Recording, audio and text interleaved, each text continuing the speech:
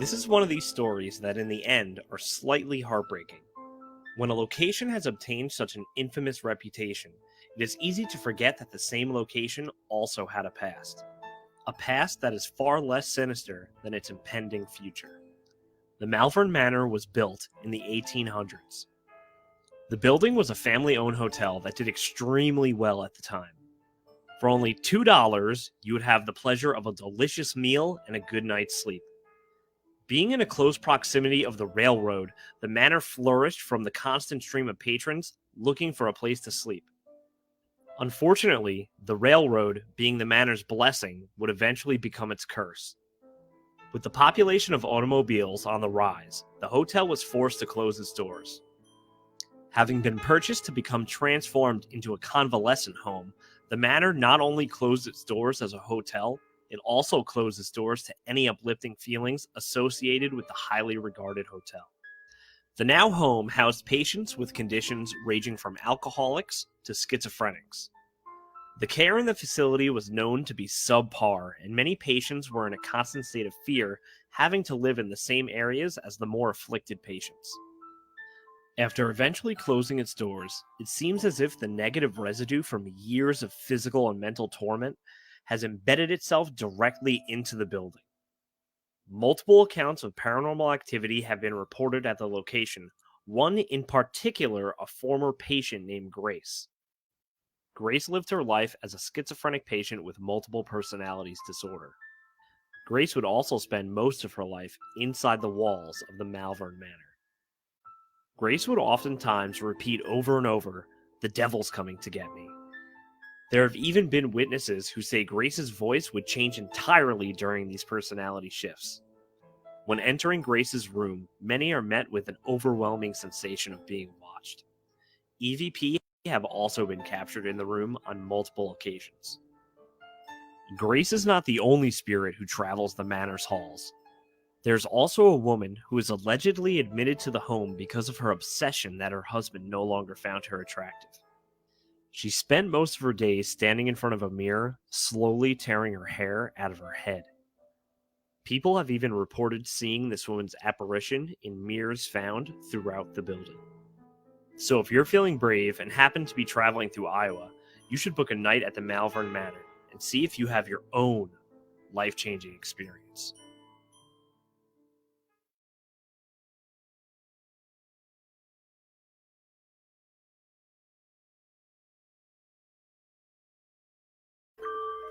Well, that was some history on Malvern Manor. So yeah, there would be children even in this insane asylum. So they would mix, to think about it, if you were a child, a young adolescent, and they mix people, like no matter the severity of their conditions or whatnot. That would be scary to be there as a child, to be in a room with possibly even a man, because back then they also didn't separate you. Well, sometimes they would, but they would mix you also with men and boys as well. So now I'm going to go ahead and play the little short clip from Paranormal Lockdown. So let me share my screen for you guys.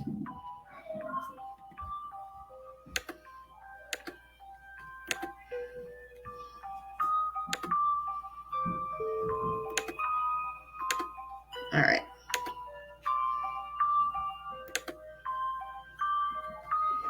Going to mute my mic again. And here we go.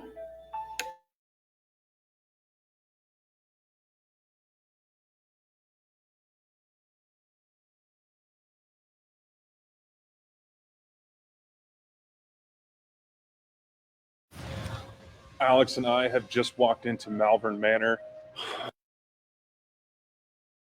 I apologize, guys. It's not Paranormal Lockdown, it's Destination Fear. And as I once said earlier, I do not own any rights to the videos or music being played. Of all places to start looking, we venture into the shadow hallway. Oh my gosh, dude. I have a really bad feeling about this hallway. I don't think we should be down here. What's in here? Oh, it's like an old hospital room. This is where patients probably were. God.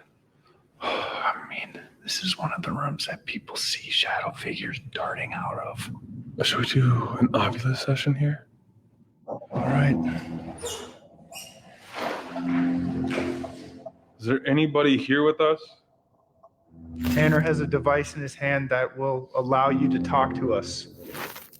Were you mistreated here as a patient?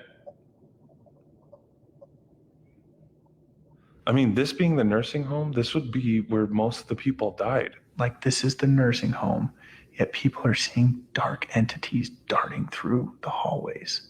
The entity known as Number One is said to be all over this building. It has no restrictions. It's everywhere. Are you good or are you evil?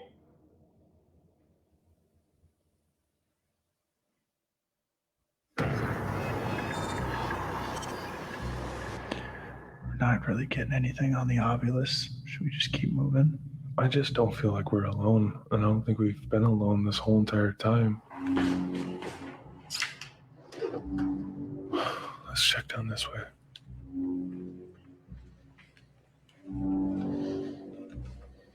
It's like harder to breathe on this floor.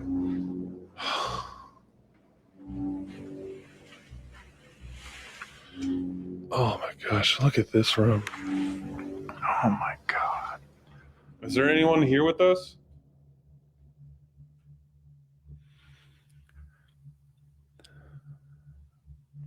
Can you make a noise?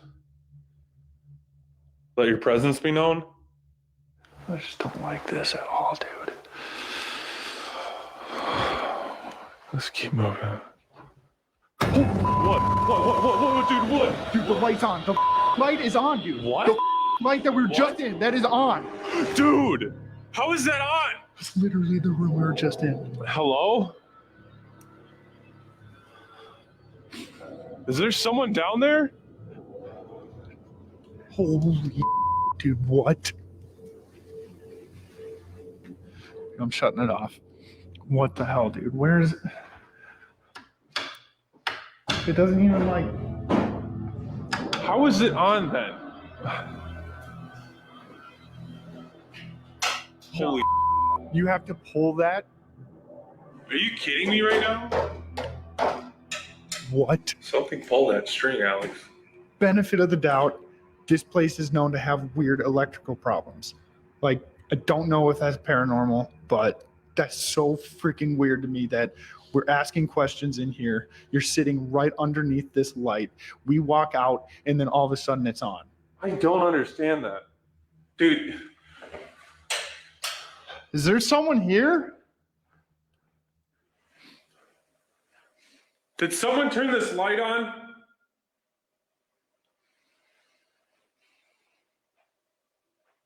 Let's just set the camera back up. I have the REM pod. We'll put it in here, and we'll just leave this area for a while. And And just put surveillance on this room. so right here is the REM pod. It picks up electromagnetic frequencies. If anything gets close to that, it's going to go off. All right, let's leave that camera for the rest of the night, and let's just keep on exploring. Dude, this place is messing with us now. Let's do it. Let's go upstairs. This is so freaky. Freaky, Dakota.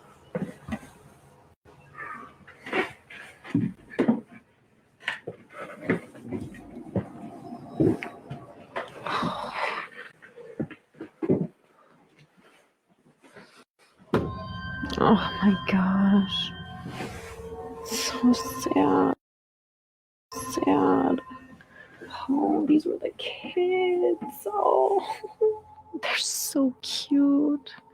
It's actually so sad seeing their faces. It actually really upsets me. To be able to kill a child, 6 children, I cannot even make my mind go there.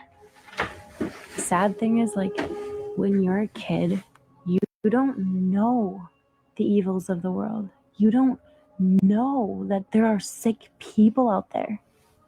Just imagine your childhood. Like it is almost magical being a child because you are so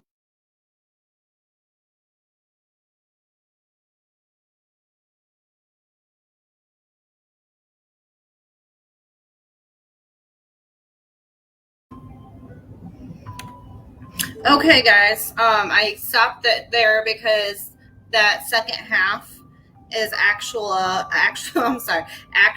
the Viscala Axe Murder House in Iowa. And when they were filming this episode, Dakota decided that they would split up into teams. One would go to Viscala Axe Murder House and one in Malvern Manor, because what they're saying now is that Malvern Manor is somehow tied to the murderer at the Viscala Axe Murder House, and that he possibly stayed there before he made his way to the house and murdered the family. But so definitely I'm going to be setting up a laser grid because they're talking about seeing shadow figures. So I think that's going to be one of my things I'm going to do is set up a laser grid for the live investigation, July 30th. Don't forget to tune in on Eternal Paranormal Facebook page, and you guys will see that. And I'll be keeping an eye on electrical and seeing if I have any of that happen to me there too. But I do have a special guest, and he's actually been to Malvern Manor. Some of you might know, some of you might not. I'm going to go ahead and bring him on and let him introduce himself. Hey. How have you been? I've been all right. What you been up to? Right now, just kind of took a little bit of a long needed break, but I'm getting ready to come back, and we got a lot of stuff planned, a lot of really big stuff that a lot of people may not have seen before. And so when you're gonna be doing a live soon on your you're on Facebook for those of you guys that are watching and that tune in, right? You're still going live on your Host Ghost Facebook page?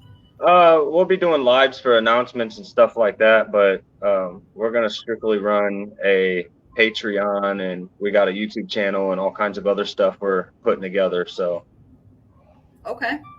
And so have you added to your crew, you said, since? Yes.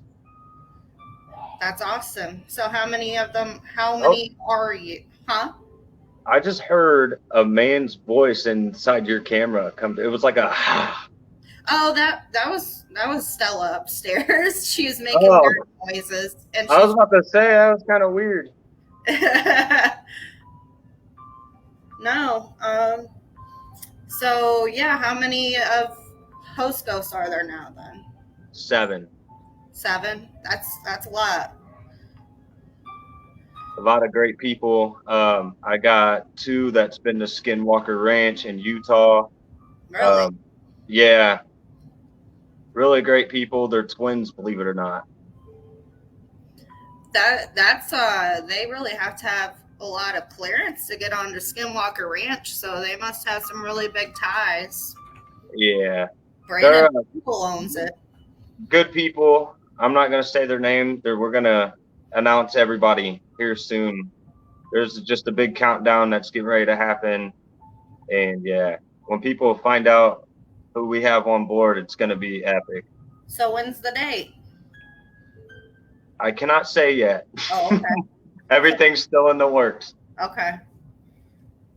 So before we get into Malvern Manor, what's been your last location that you've done? Anything that you've done recently, or what was the very last thing that you did? Recently, we went to the Garden of the Gods, which is in southern Illinois, and Garden of the Gods it's like a big old hiking area with cabins and stuff like that, and people were complaining of footsteps being heard from the loft up down to the main living area, and covers being pulled off people. We later found out that some of the slaves that were here back in the day, related to the Crenshaw Mansion, which was right around the corner from Garden of the Gods. They used this hiking as a getaway, and a lot of people were murdered, women were raped, children got lost, and but yeah, we ended up finding out that there's a really big tie with the slaves and the Garden of the Gods and the Crenshaw Mansion, and there's more really dark history that happened here than what the papers portray. Yeah, I remember you talking about Crenshaw Mansion when we were all together. You were wanting to go there. Have you got permission to get in there yet? Not yet. I just moved to Southern Illinois actually from Peoria to be closer to the roots here. And yeah, everything's been working out. We're like maybe an hour and a half away from Wilder, which is where Bobby Mackey's musical world is. And I can give you guys this hint though, like we're gonna be doing Bobby Mackey's like 100%. That's I, awesome. I And got an Bobby hour and Mackey's a half away? hour and a half away from Bobby Mackey's. Oh, We're yeah. like 40 minutes from Paducah, Kentucky. Okay.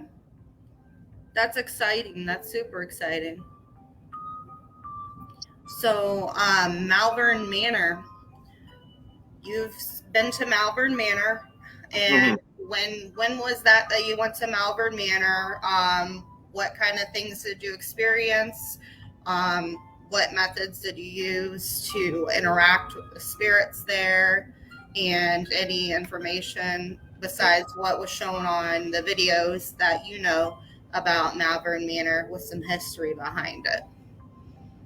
So Malvern is just one big giant mystery. I mean, some people say the people that were there were abused sexually, physically, and mentally. Some people say that they just, hyper was considered incurable back in them days. And who knows what really happened. And I believe his name's Josh, the owner, right? He, great guy. I love him to death. Shout out to him and shout out to Malvern. And I can definitely say that when we went to Malvern, when we first got there, everything was kind of spooky, and we started getting like this swirly emotion of just different types of emotion: anger, anxiety, sadness, depression. It's like even when you step outside to try to catch some air, it was the same atmosphere even outside. As long as you were on that land, you just felt that way. But it wasn't until about 10 p.m. when activity really started kicking up. We had all of our gear set up. We had REM pod set up in Susie's room. And right across the room from Susie's room was another room where a girl had supposedly hung herself. I heard that. Yeah, Inez was downstairs, which I thought was weird because there was never a girl named Inez that was there. But she keeps coming through saying, we've had EVP, like audio clips with these little girl voices on them. And what makes it scary is do we know for sure if these are actual children that we're communicating with? I mean, he has haunted dolls and divot boxes and Ouija boards all through that place. Oh, really? Yeah, 100%. And it's just, when you go in there, you have to be open-minded but cautious at the same time. When we were doing Susie's room, I got some REM pod activity, not too many voices on the SB7 spirit box. I had took a crayon and stuck a crayon on our REM pod and had asked Susie to grab the crayon and see if she could color with me. And on cue, it started going off. It's almost like she was interacting with us.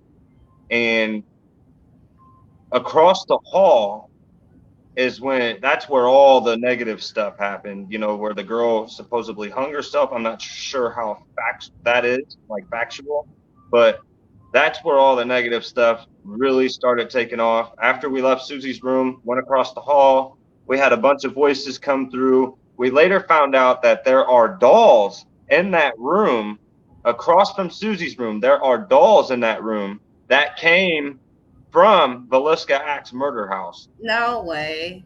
Yes. That's crazy. Yeah. So maybe that is what another link to this collapsed murder house, besides what they're saying. They're believing, a lot of people are believing that it's connected because of the murderer possibly staying there before he came to the house. Right. Exactly. And there's just, it's weird because the entity that they call number one, I believe, is able to travel from Malvern to Villisca. Now, I can't really speak on Villisca because it's a different feeling when you're in Villisca, but I do believe that number one, the entity that calls itself number one, is able to travel from Malvern to Villisca, and I believe it's through these dolls that were given to Josh from the owner of Villisca. I don't know why the transaction was made. I don't know. I think he said it was like a gift or something like that. But I just thought it was oddly strange that an owner gave another owner a doll from one haunted location to another. So do you think even that the dolls could be a portal to I do. the I collapsed do. murder house? I 100% do.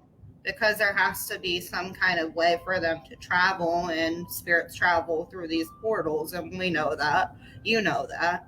And Hmm. I know that from experience now. I 100% hands down believe that these dolls are causing some kind of negative effect on Malvern Manor.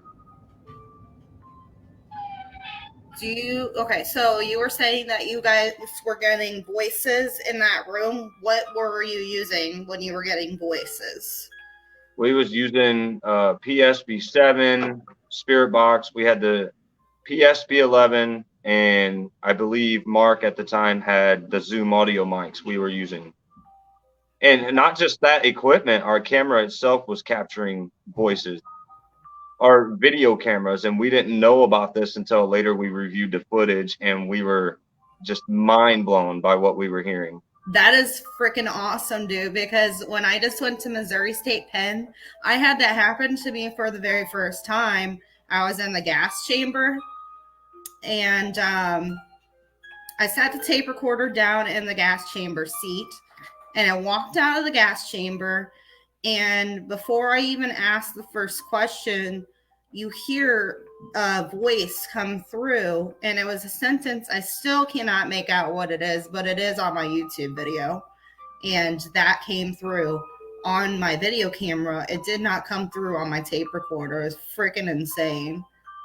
That's, I'm telling you, there's just no other greater feeling than that when you recording something and you think, oh yeah, we got some good footage, and then you go through that footage and you hear something just mind blowing and astonishing. And the voices we were capturing were like, it wasn't just like brief here and there. It was actual like haze, hellos, little girl voices. Like it was pretty crazy. Yeah, and on top of that, when you hear audio on something that you weren't even expecting to capture something, and then Hmm. you're playing it back because you see, during the video, nobody's acting or reacting to it, so you know that you guys didn't physically hear it with your own ears at the time, but you caught it on audio, and it's crazy how it That, works out. that's That how it is is. intelligent. Now, a tip I can give you, because you're going to Malvern, right? Yeah, I'm going July 30th. Josh Hurd, Hmm. he is running the investigation.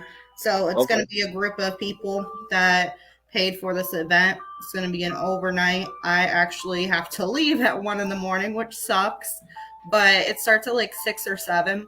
So I'll be doing a live from that time, like 7:30 Hmm. until I have to leave. I got to work at 7, so I'm going to be pulling an all-nighter, going straight into work after leaving Malvern because it's a 5-hour drive, and you know that.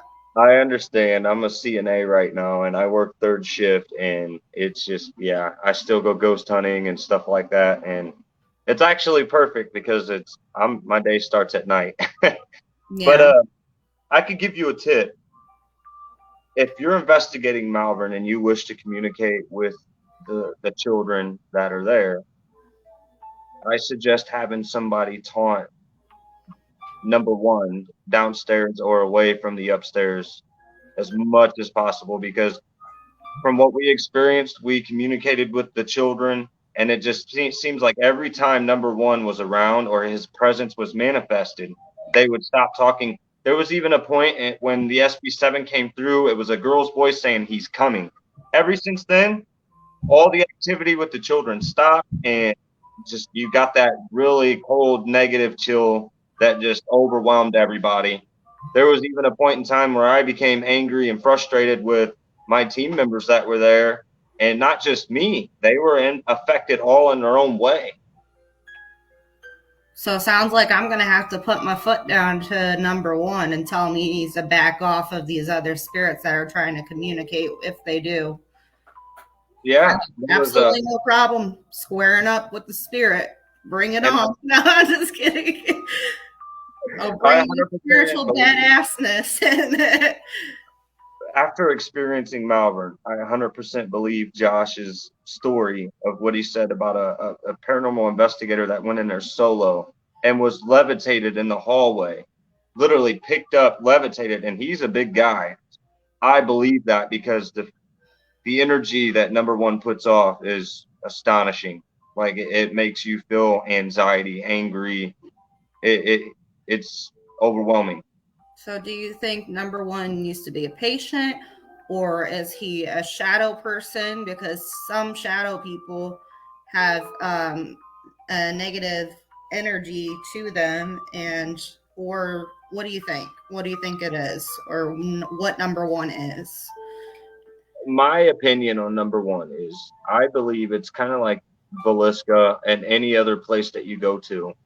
Any negative event that happens, anywhere is a good food source to conjure up anything negative.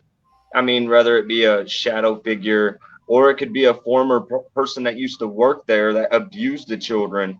But I do believe that whatever happened to those children and all the negative stuff that happened in there in the past conjured up something evil in that building. But I do believe that number one may be one of the abuser that was abusing the children at the time. Okay. So, what do you think the most haunted location in Malvern Manor is? What specific room? The hallway that Susie's room's in, hands down. And they were saying the shadow figures, a lot of people see shadow figures there. At the time we didn't bring our laser grid, but we visually saw things with our own eyes. We would see shadows. It's more of a feeling. When you go in there, you feel more than you see. And every investigator knows that their body is their main piece of equipment. Well, I mean, at least I use my body to its fullest. And when you go there, if somebody was to tell you this place ain't haunted and walked in there and spent the night with you, they would walk out with their mind opinionated differently. So going back to the voices that you guys were hearing through spirit box session, do you happen to remember what any of the spirits were saying when you guys were communicating, and what questions were you guys asking? Well, we were asking if the children were lost, if they needed help. We just kept getting like what sounded like little giggles on the EVP recorder.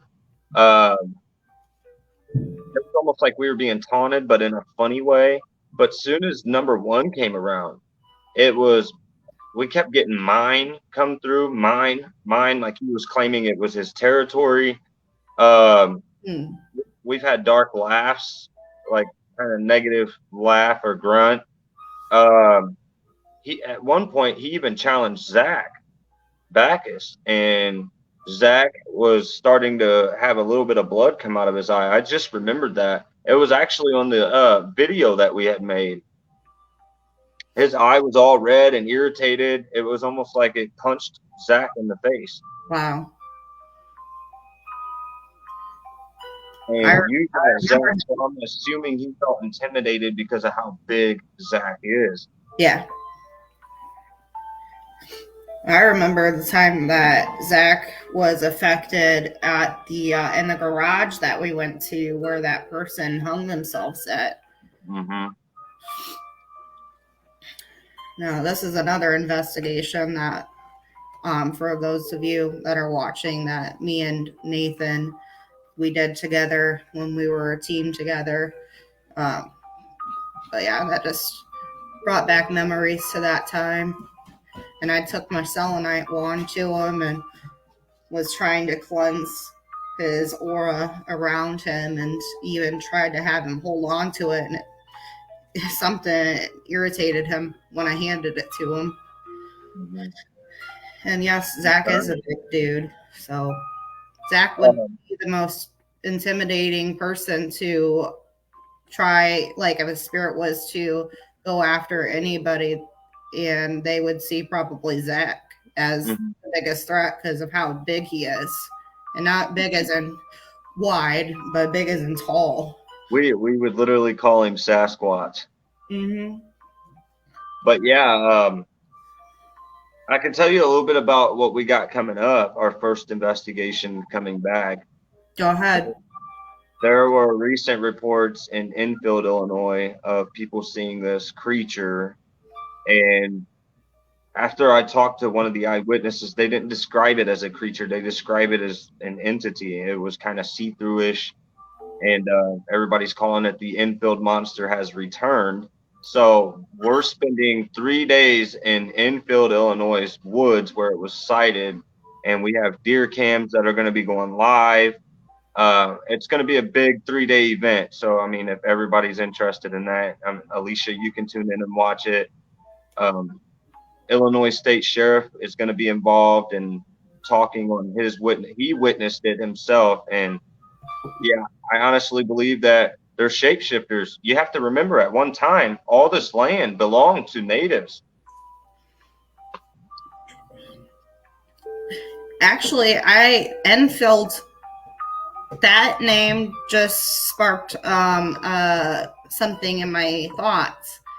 There was a podcast I was watching about cryptids, and they were talking about the Enfield horror. And now I want to go Google that, because that might be what they're talking about now. It is. No, it is what it is, exactly what it is. But for some reason, people back in the day, when they saw it, were claiming that it was a creature. I spoke to the state sheriff here, and he's describing it as an entity, like a spirit. Here, I'm gonna share my screen. Do you have time to stay on? Not, to be honest, I'm not trying to be rude, but not really. I got to get ready to go to work here in like 30 minutes. Yeah, you're right. Okay. Well, I'll keep that on my screen here, and maybe I'll pull that up. I did want to do a spirit box session. But yeah, I mean, if your viewers are interested, it's definitely something to look at. This is something that's been going on for years. People have been seeing it, and I'm going to go here and debunk it basically as being a physical thing and more of a spiritual thing. When are you going live? Did you have a day for that? I'm going live August 15th is when we're going to do this. All right. So everybody that tunes into this podcast, August 15th, head over to Host Ghost on Facebook and Host Ghost on YouTube for Enfield Horror. It was good seeing you, Alisha. It was good to see you too. Thank you. Hope you're doing well, and excited to see you live on August 15th, and I hope you have a good night at work. Oh yeah, same. Appreciate it. If you got any investigations coming up besides Malvern, hit me up. I'll tune in. All right. Yeah, I'm going to be doing lots of big locations from here on out until I get some calls, some residential cases. So just hitting up the big spots and just putting all my videos up on YouTube. So I'm going strictly YouTube, but I'll still be doing lives on my Facebook page as well. Right. Sounds good. Actually, I have 2 cases up and kind of your neck of the woods. I'll send you some info after we hang up here or whatever, and see if you might be interested in looking into those. Yeah, I've been collabing, so I'm up No, for I mean, I don't have the means to go clear up. I'm all the way, like, literally on the border of Kentucky, so it would be a drive. So, I mean, I got you're you. you're qualified enough to handle these residential cases. So, Oh, I see what you're saying then. Okay. Yeah, I'm totally down. okay. Well, it was nice seeing everybody. Thank Yeah. you for having me. Thank you for coming on, and we'll talk to you later. Thank you. Bye. Bye.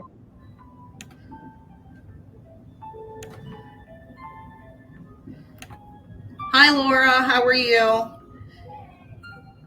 So yeah, that was Nathan from Hope's Ghost, and that was his experiences at Malvern Manor. So the inside, we just did the history of Malvern Manor. We did a video from Destination Fear and seeing what they had experienced there. And yeah, I'll be heading there. Like I said, July 30th. Do not forget to tune in. I will be going live, and I'm going to double check really quick just to make sure what time it is that it starts, and let you guys know for sure what time I will be going live. So give me just one moment.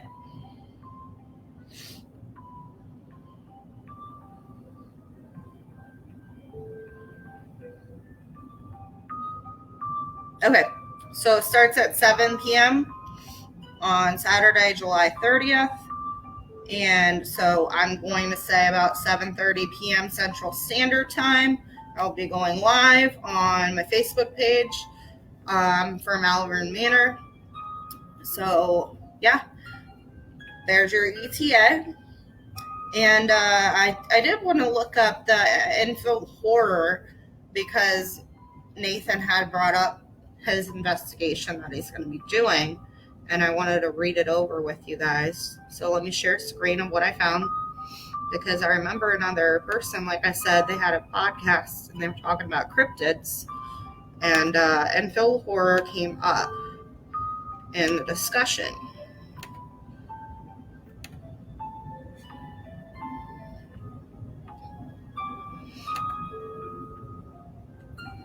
Okay. Let me see how this looks on my screen, guys.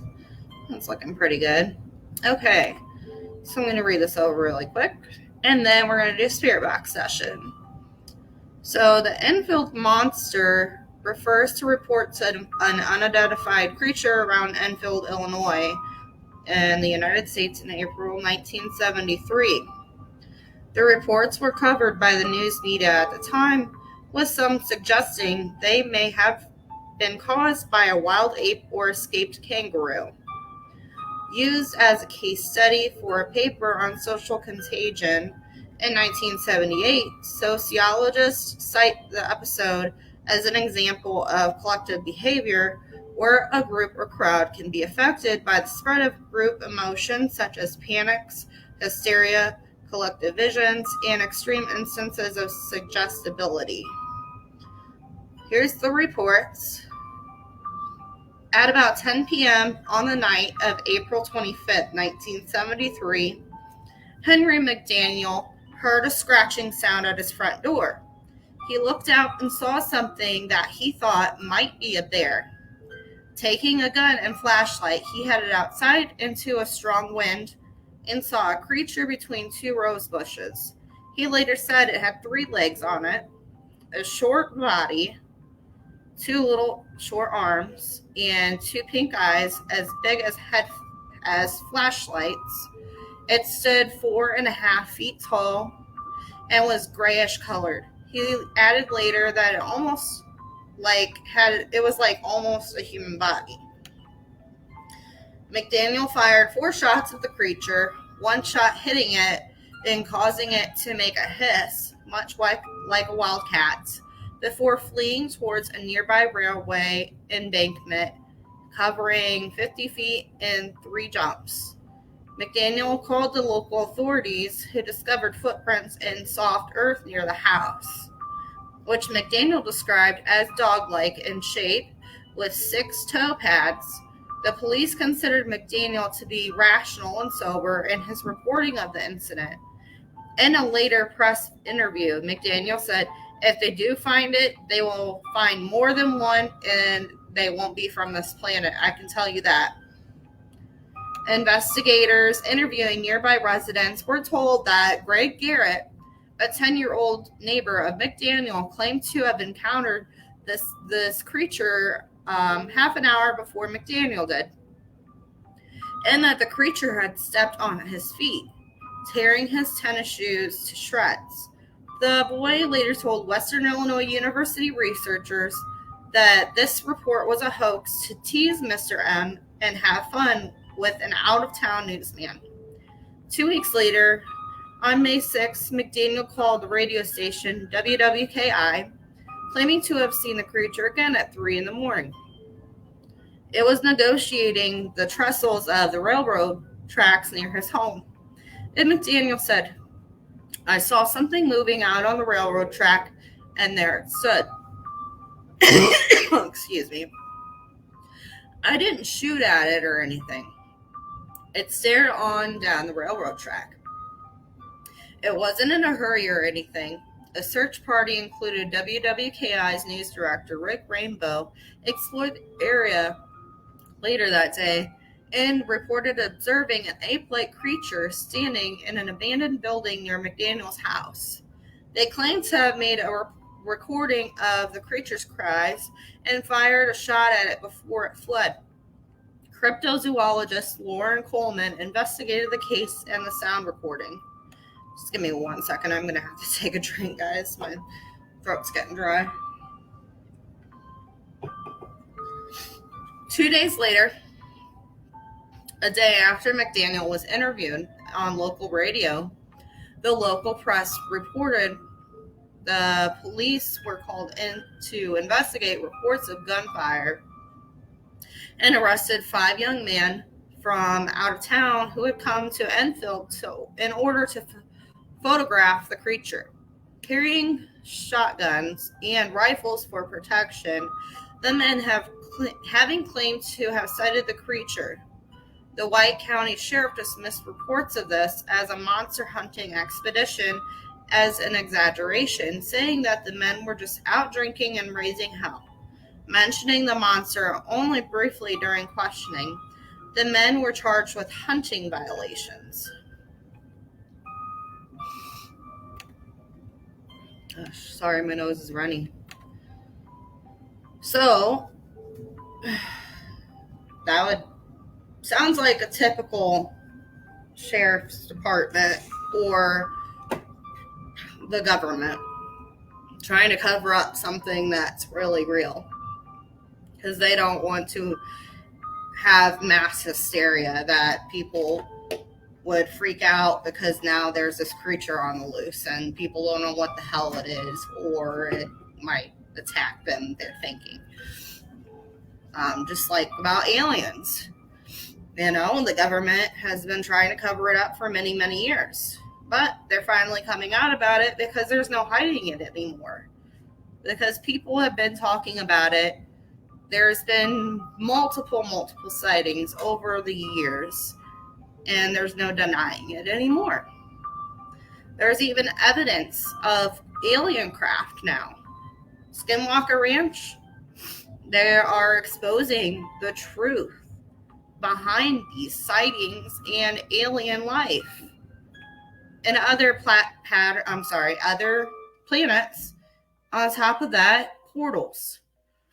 So who's to say that this Enfield monster they call the Enfield horror isn't real and it's still around, or it even had babies, it reproduced, and people are still seeing it, which Nathan just said that he's going to be going out because people are making reports of seeing something still till this day, and it's 2022. But that's a little going off topic, but I did want to look that up because I remember somebody talking about Enfield horror And Nathan just happened to bring it up because he was talking about his next investigation that he's doing. So with that being said, we're going to pop over and do a spirit box session.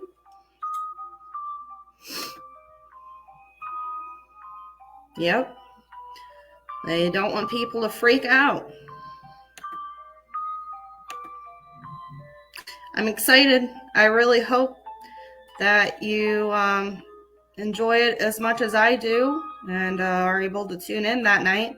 Oh, and also I'm super excited to see you guys investigating. So for everyone else that tunes in, go check out Laura and Tim. They are doing live investigations now on Paint It Black Paranormal on Facebook. Very good friends of mine for the last year.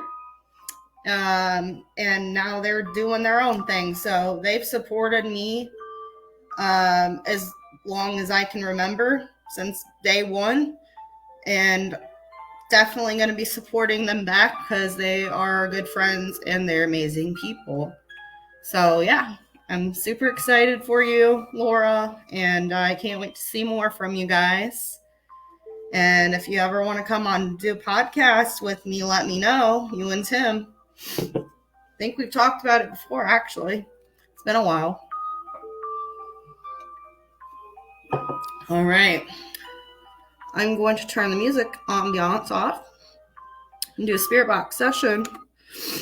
Just going to ask some questions pertaining to Malvern Manor and see if any of the spirits know what's going to happen. Xbox. Scanning. FM. Shout out to Shout out to Ghost Stop, which I am a proud affiliate of. Ghost Stop has some amazing equipment, including this guy here. Let me get into AM mode. Scanning. AM. And please shout out what you hear, Laura or anybody else if you pop on in.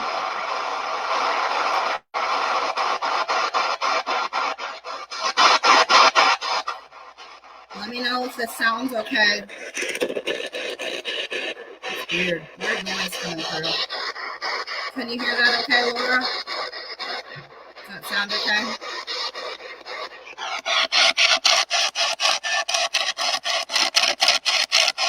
I'm going to scan it backwards.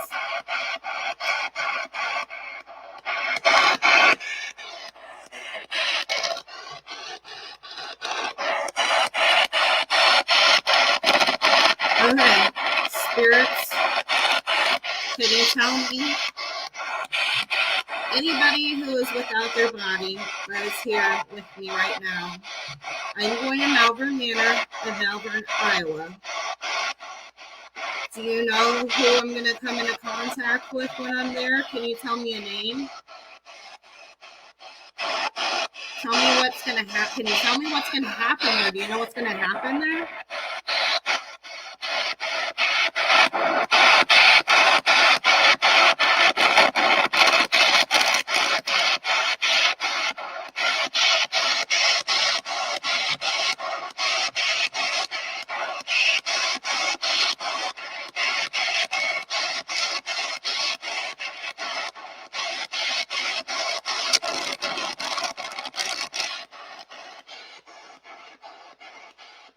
My spirit box sounds funny.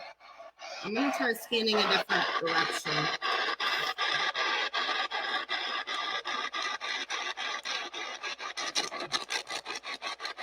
Oh no. Yeah, my spirit box does not sound good. Like the speaker could be broken. Because there's something trying to come through.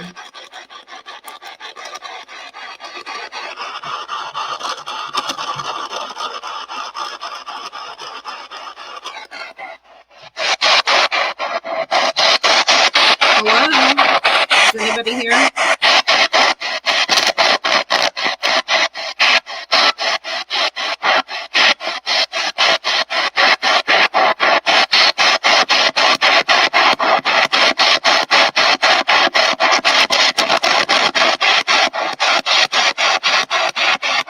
Can you tell me where I'm going to go? about next?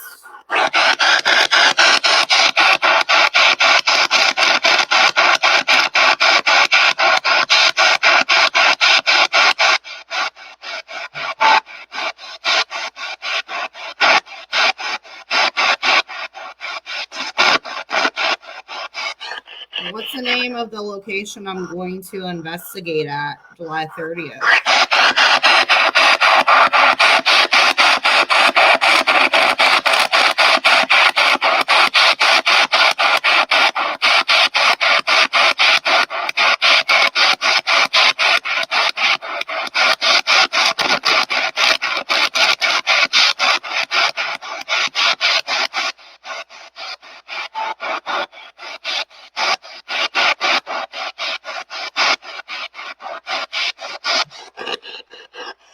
Okay.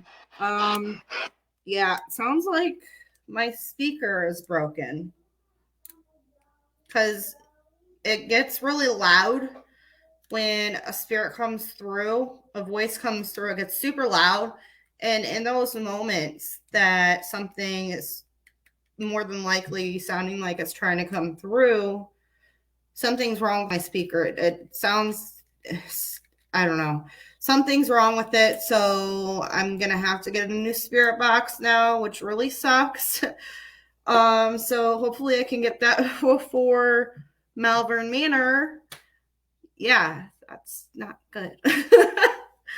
So I'm gonna go ahead and just end the live here. I appreciate you all for tuning in tonight. I'm eternally grateful. And I hope you all have a good night. Stay spooky. Bye.